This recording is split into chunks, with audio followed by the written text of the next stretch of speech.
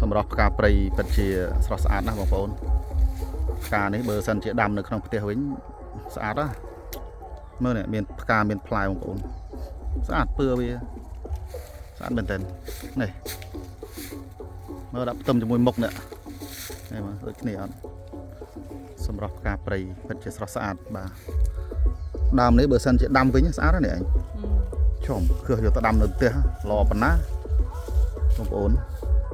ណាស្គាល់ដើមនេះជួយប្រាប់ខ្ញុំបន្តិចមកបាទខ្ញុំអត់ស្គាល់ទេសូនឈឹងហើយផ្កានេះស្គាល់ហើយផ្កាកថែតកត្រៀងខែកត្រៀងខែត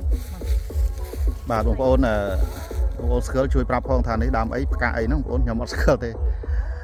ស្អាតណាស់បងប្អូនអើយបងប្អូនស្អាតណាស់បាទស្អាតណាស់នេះដើមវាទូចមួយប៉ប៉ិនធុកប៉ប៉ិនចកតែចេញផ្លែចេញផ្កាមកពិតជាមិនធម្មតានេះសម្រស់នេះបើដាំនៅក្បែរវិឡាក្បែរផ្ទះក្បែរអីហ្នឹងស្អាតណាស់បងប្អូនស្អាតណាស់បាទ